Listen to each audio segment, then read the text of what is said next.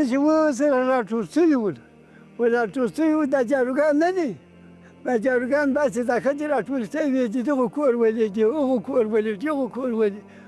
دغه کور وولېږي. ما هغه پورته ته چې یو وارې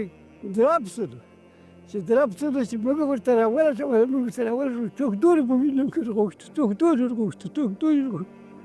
چې ده ورور و دلته مسیر ولو، هغه په کالي باندې ناست ولو، مریض ولو. چې وشوم الامین چیرته دې خوږي،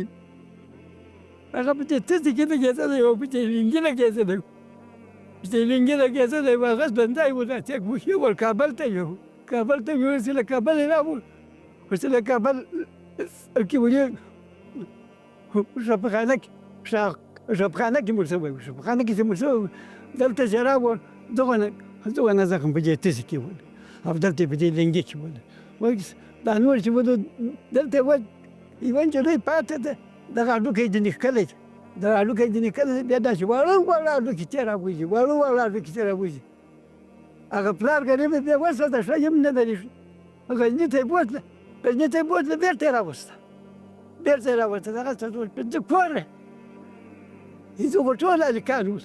ولې ښځې ولې نجلکۍ ولې هلکان ول، ونه په راتلو پورې شهیدان شول. دا زما پرې وروڼه دي، دغسې چې خدای رضا راته ورسېده.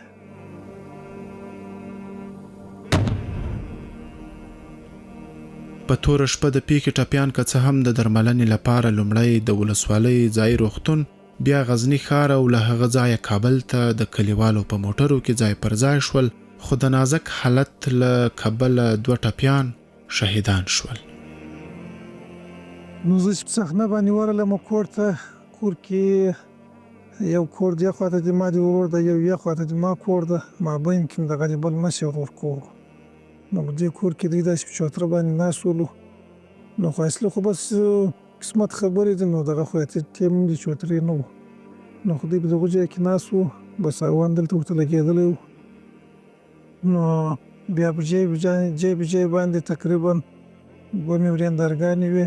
یوه مې ورېره وه، دا خو د دې جای باندې شهیدان وو. نو موږ صحنې ته رالو، په سرا کې ګرځ و دوړې وې چې هغه په غادي جنکانو د هلکانو وه. نو بیا هغه کلیوال سره رالو، هغه شهیدان مې انتقال کړو، دا نور سرسریزه زخمیانو، سرسریزه نه کلک زخمیانو. نو خو یې دغه مشر ورور چې مې و دا هم زخمي و. نو یوه مې د مشر ورور کډه وه، یوه یې لور وه، او یوه مې د محمد رضا نومېږي چې هغه ورور کډه وه، دا په صحنه باندې شهیدان وو. نو بعد له هغو چې بیا شهیدان او هغه زخمیان انتقال کړو میري ته، له میري چې غزني ته، له غزني بیا کابل ته پسې انتقال کړو په دغه شپه کې. نو بیا تقریبا چې غزني ته ورسېدو، یو مې د هغه مشر ورور لمسی و، مشر لمسی و، نو دغه بیا په دغه کې شهید شو، په غزني کې شهید شو. او دی بیا چې تقریبا کابل ته ورسېدو، دا مشر ورور نو کابل کې داسې یو اته شپې داسې ژوندی و، بعد له خورۍ پسې شهید شو.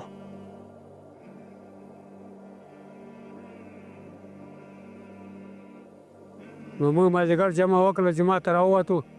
د دغه شهید ورور ته زنګ راغی،